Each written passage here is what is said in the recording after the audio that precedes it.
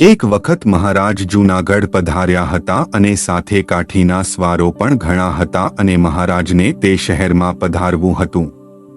પછી જૂનાગઢના નવાબ સાહેબને અમલદાર નાગરોએ કહ્યું જે સ્વામિનારાયણ સાથે ઘણા જ શરબંધી કાઠી છે.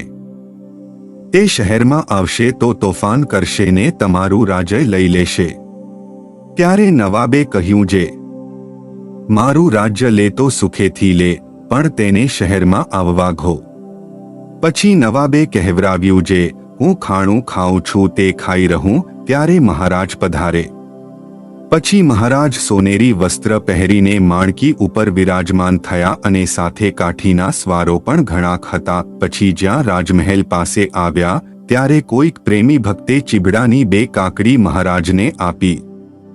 એટલે મહારાજ બંને હાથે ચીબડા જમવા માંડ્યા અને તેના બી તો સોનેરી વસ્ત્રો ઉપર પડતા હતા અને નવાબ ખુરશી નાખીને પોતાના મહેલની અગાશી ઉપર મહારાજના દર્શન કરવા બેઠા હતા.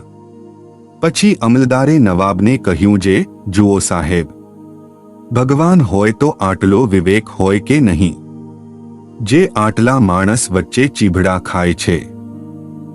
તે સાંભળીને નવાબે કાજીને પૂછ્યું જે કાજી, ખુદા કેવા? ત્યારે કાજી કહે ખુદા બેપરવાઈ છે, તેને કોની પરવા છે? પછી નવાબે કહ્યું જે ખુદા વિના આટલા માણસમાં કોનું મોંઢું ફાટે એમ છે, માટે સ્વામિનારાયણ તો સાક્ષાત ખુદા છે. એમ મહારાજનો પક્ષ રાખ્યો હતો.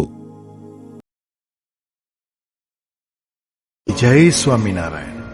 આ ચેનલનો મુખ્ય ઉદ્દેશ્ય ધર્મનો પ્રસાર કરવાનો છે તથા ભગવાન સ્વામિનારાયણની અલૌકિક લીલા અને સારા વિચારો લોકો સુધી પહોંચાડવાનો છે, જે જીવનમાં શાંતિ અને સુખ તરફ દોરી જાય છે.